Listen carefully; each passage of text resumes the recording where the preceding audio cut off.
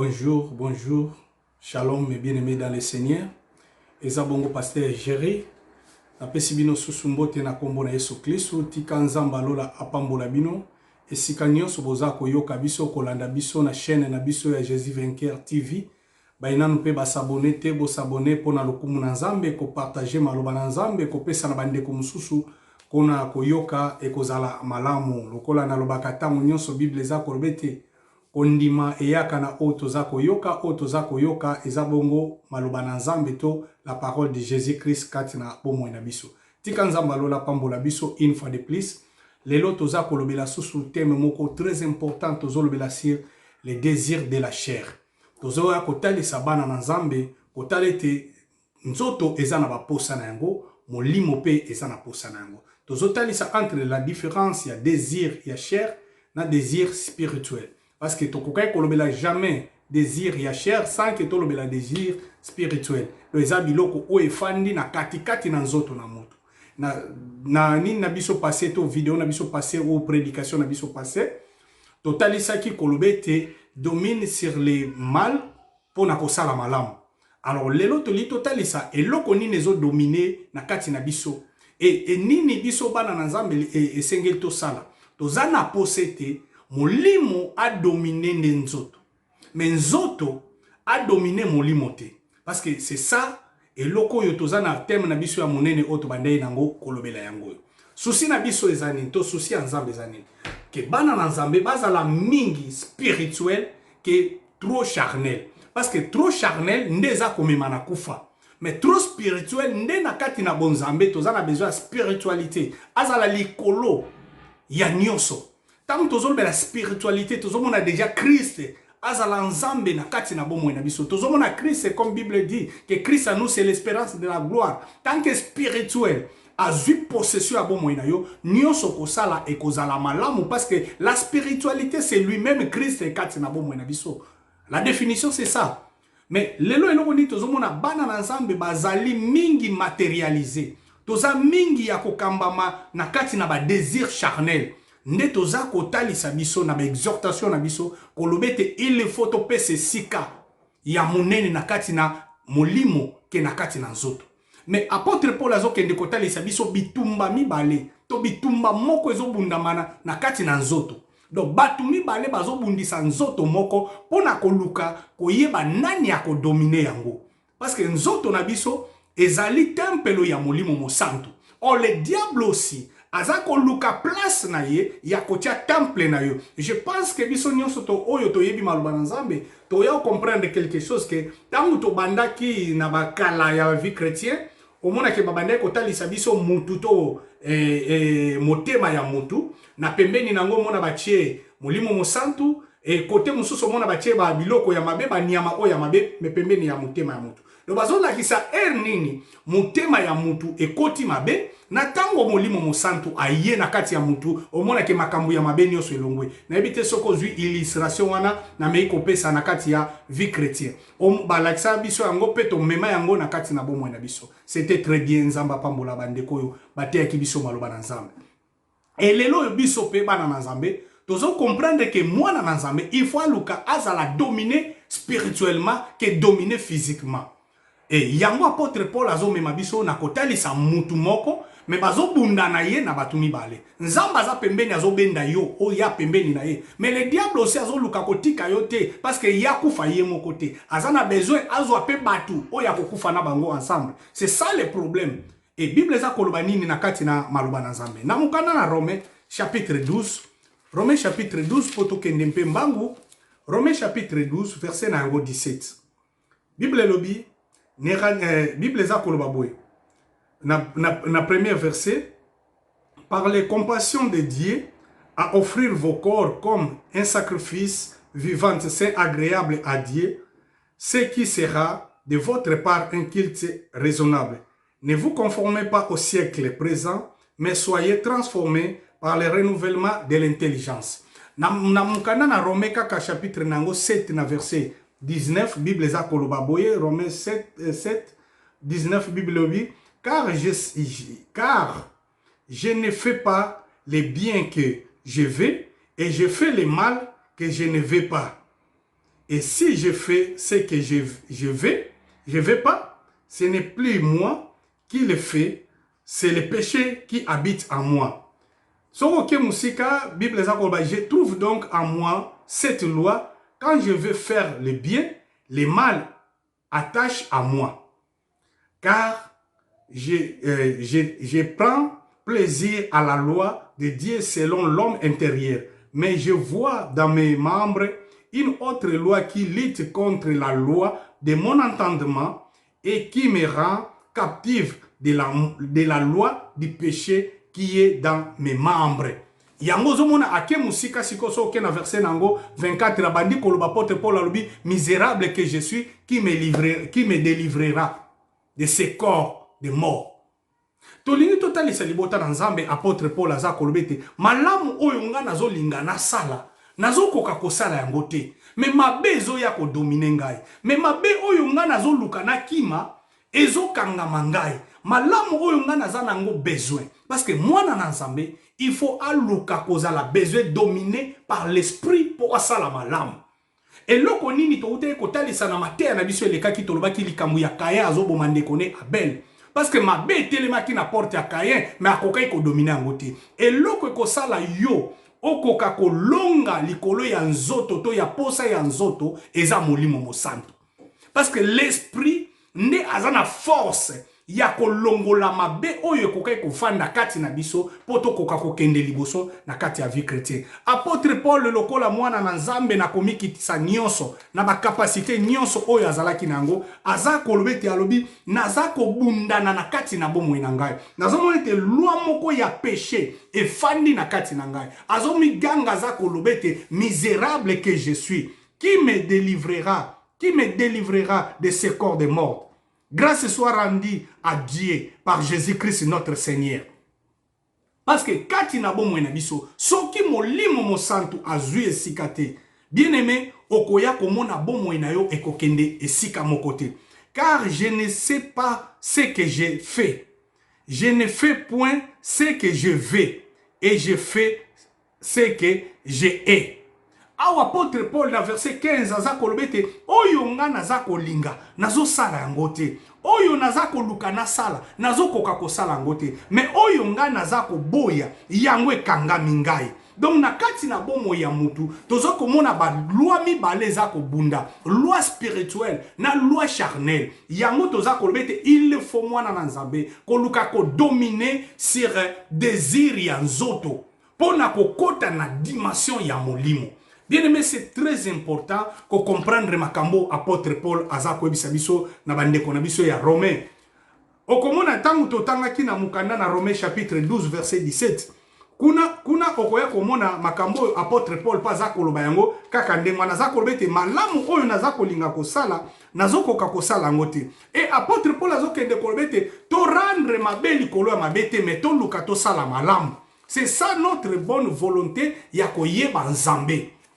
Bien-aimé, exhortation à biso est facile à comprendre et à méditer, à faire de ça une vie à prière na kati na bomo na biso. Mwana na Nzambe, il faut aluka à offrir corps na ye comme un sacrifice vivant, sain et agréable. Pona koluka kolonga na mabe pe koluka kosala malamu. Soki désir ya nzoto e fandeli biso bien-aimé, oya o comprendre o koka kosala loko moko te. Obanda comprendre que malamu oyo za koluka kosala otika la kosala yango te. Obanda ko continuer kaka na mabe. C'est pour cela apôtre Paul azoloba italobi misérable que je suis, qui me délivrera. Azoluka molimo mo santo, molimo na Nzambe, akota kati na ye. Bien aimé, la vie chrétienne soko memiango physiquement okosala eloko moko te. Vie chrétienne ekendaka malamu spirituellement. Là, j'insiste encore. La vie chrétienne peut progresser. Pour mon avancer dans la vie chrétienne, il faut beaucoup de prières. Il faut beaucoup de temps et méditation. Sans beaucoup de prières, sans beaucoup de temps et méditation, au kotika laka komone te nzoto na yo, nezo zo esika likolo, mais molimo na yo azo kolate, pe ezo salate na kati na vie na yo. C'est ça la chose la plus importante moi na Nzambe. La progression ya bon mo na biso, eza progression physiquement te. Ko somba biloko na sena moi ote, mais progression na biso ezali progression spirituellement. Comment était molimo mo santo, azo manifester ko dominer Les désirs yachères pour imposer les désirs spirituels. C'est ça la vie chrétienne. Shalom bana Nzambe. La vie chrétienne yangwana koluka ko dominer parce que apôtre Paul tangazo comprendre alobi misérable que je suis. Donc ayi ko comprendre que nzoto ango makambo nga nazo luka ko sala malam nazo koka yango te. Malamu nga naza ko luka na sala nazo koka ko sala yango te. Mais mabe moko etinga mingai na ko sala ndenge nini. Il faut sikoyo mwana na Nzambe ko luka ko belela molimo mo santu to molimo mo santu oyo zwaki. Parce que tout ça la capérera koloba ko belela parce que nous avons déjà le Saint-Esprit en nous. Yango koluka ko réanimer molimo mo santu kati na bomwe na biso. Bien mais so ke musika na mukanda na Samuel. Bible za kolobete tangu roi Samuel, prophète Samuel azo oindre David, l'esprit de l'Éternel est yé na kati na David. Et tangu l'esprit mabe et outi likolo yé pona ko détruire Samuel. Et pardon Saoul. On comprend que molimo na Nzambe ndeza puissance ya David. On comprend que tant bazo wendre David, ce n'est pas une autre chose que baptême o yonanga tozuaki na kati na mai.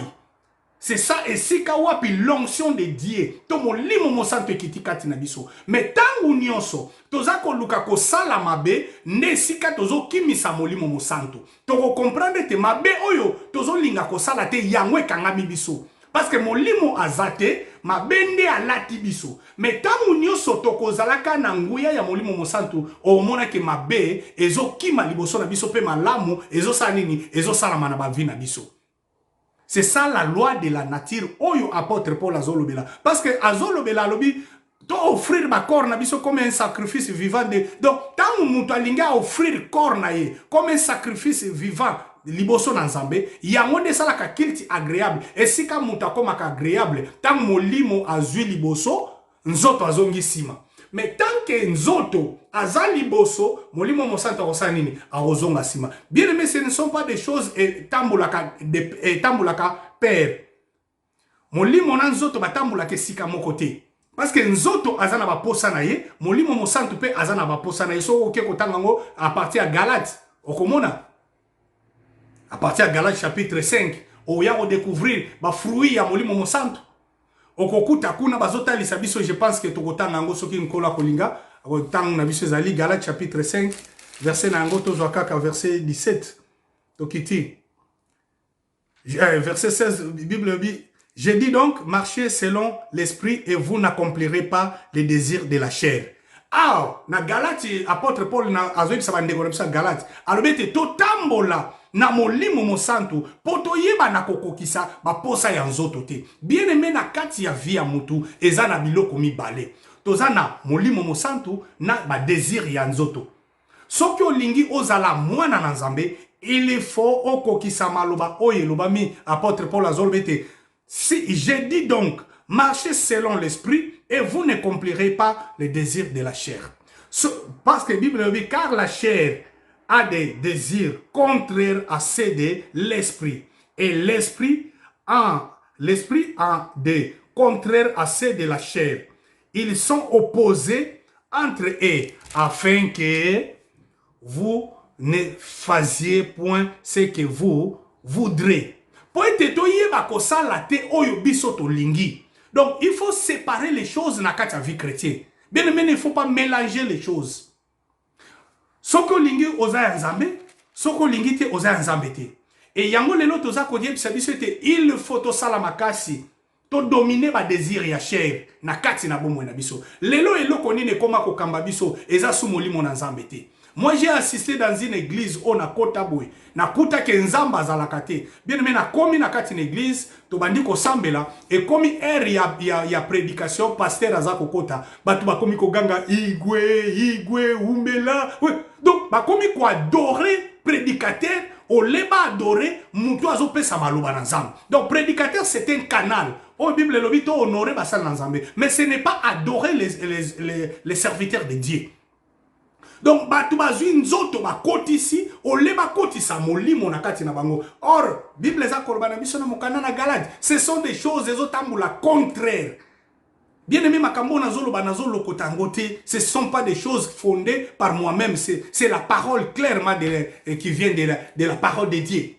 na mokanda na Galate Bible eza koloba yango eza biloko eza na contraire soki tolingi totambola malamu to dominer nzoto parce que nzoto na molimo etambola ke sika moko te nzambe azoyebisa Kayin alobi ete soki odomine likolo na yango mabe etelemi na porte na yo mais yo nde domine yango bien aimé le diable na baposa na ye atelemi na porte ya ndako na yo lisumu na makambo na ye nyonso oyo yebi evandi wana mais Bible eza koyebisa biso to domine yango na kotambola kolandisama molimo mosantu bien aimé le Saint-Esprit azana ba orientation azana ba ordre à donner le Saint-Esprit azana ndenge na ya tambusaka bato pe posa na yo moko eza pe na ndenge na yango ikendelaka.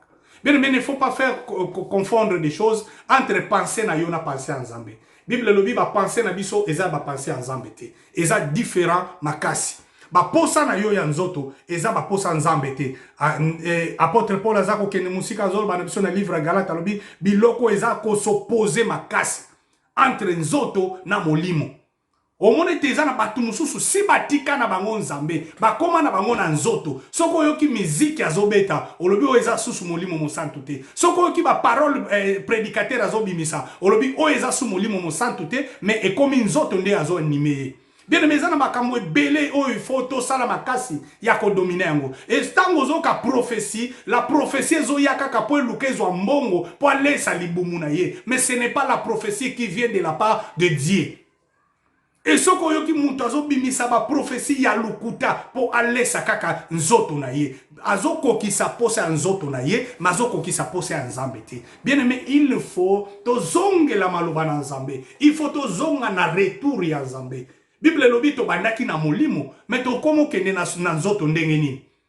Bien aimé, soki Bible eza koyebisa biso ke to bandaki na molimo to komi koke na nzoto parce que Bible azo reconnaître que tango to ndimelaki Yesu Kristo lokola mokonzi pe mobikisi les jours là na mai ozwi libatisi oyambi Yesu batalisa ke maloba na nzambe ndenge okomi komemela yango te et lelo yo ozwi bilamba otie liboso soki elamba ezate ya malamu moyo okende église ezate soki osombi basombeli oliputa ya sika te okende église te soki oza na mbongo te okende église te makambo wana nyonso tozwili yango wapi oleto luka bénéfice nanu liboso ya bokonzi na likolo lokola Bible lobi cherchez premièrement le royaume des cieux o nyonso etikali ya nzoto toboyi yango te bien aimé kolata malamu toboyi yango te kosomba ba mapangu kosala nyonso toboyi yango te mais Bible lobi cherchez premièrement le royaume des cieux donc premièrement il faut to luka to favoriser spiritualité aleka likolo et nzoto akoya sima Bible eza koloba nyonso etikali na kopesa bino lokola matabisi ke nini lingi koloba lokola matabisi donc soki toza kokokisa volonté ya nzambe soki to dominer likolo ya banzoto na biso o nyonso etikali nzamba kokokisa na biso bien aimé apôtre Paul tanga za koloba makambo azo milela na kati na ye alobi misérable que je suis nani ako délivrer nga na sena yango Bible lobi gloire à Dieu parce que Jésus-Christ aza na ngambu na biso bien aimé nzamba aza capable ya kolongola ba posa mususu ya mabe o evandi kati na yo pe molimo mosantu azwe sika na kati na bomwe na yo bien aimé okoki kokanisa bien aimé ke makambo zoloba wana eza ya molimo mosantu ya molimo mosantu te parce que le diable aussi se déguise à l'ange de lumière mais aza lumière te.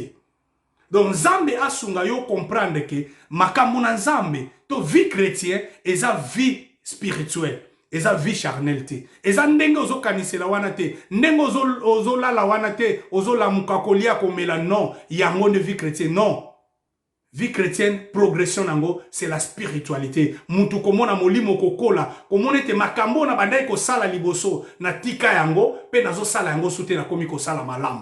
C'est ça nzamba bengi biso na kolongwa na mabe pe na kosala malamu. Nzamba bengi biso na kolite contre ba désir ya chair pe ko embrasser ba désir spirituel. Kolite contre tout désir ya chair. O ezako sepelisa nzoto, o ezako finga, o ezako ba discussion moko inutile, ba plaisir, ba présenteri moko eza inutile, o eza l'orgueil. Mais nzamba zo benga biso na kati na spiritualité. Bien aimé, ce n'est pas comme ndenge tokenda ke église totondi cette église ndenzamba ebibiso. Ce n'est pas un bon serviteur de Dieu, c'est celui qui a beaucoup de membres. Yewana ndenzamba ebie non. Un bon serviteur de Dieu, c'est celui qui a la Saint-Esprit. C'est celui qui marche à la crainte de l'Éternel. C'est celui qui marche selon la volonté de Dieu. C'est ça un bon homme de Dieu. Ce n'est pas avoir beaucoup de chrétiens dans l'église, des membres. Ce n'est pas avoir une grande église construite. Ce n'est pas ça. Mais moi, na nzambe ya malamu, aza mutu azotambola na molimo mo santo. Aza ko lite na makambo yo apôtre Paul, aza ko ebisa biso. Alobete, je dis donc, marchez selon l'esprit et vous n'accomplirez pas les désirs de la chair. Soki to tamboli na nzela na molimo mo santo, to koyeba kokokisa ba pose ya nzoto te. Parce que ba pose ya nzoto bien aimé et sepelisa kanzambe te. Na kokai ko banda ko tangela yo ba posa oyo yo sepelisa kanzoto na yo po tozana ngo besoin bien aimé et pa na nzambe e kotika la koko sepelisa nzambe te. Mais ba pose ya molimo nde yango nzambe a sepela kana yango ko umela katangu nyonso na kotanga kama komina ye, ko tosa kama komina ye, ko umela katangu nyonso na prière pe ko umela ka tangu nyonso na présence ya nzambe. Tika nzambe oyo apesi biso maloba oyo apambola yo abundela vi na yo pe apeso makasi ya kolonga mabe nyonso oyo ekokai kotingama yo na nzoto, mabe nyonso oyo ekokai kokomisa yo oyo yo bengaka péché chéri oyo koka kotika te. Molimo mo santu a convaincre yo, molimo mo santu asimba yo ke oyeba na kotika yango olongwa na mabe wana pe osala malamu. C'est ça esika nzamba bengeli biso ya ko dominer ba désir nyonso charnel pona kokota na kati na ba désir oza spirituel. Nzambe apambola biso tokutani na ba vidéo na biso ya mikoleko ya bande konanu ba s'abonner te po s'abonner na chaîne na biso Jésus Vainqueur TV.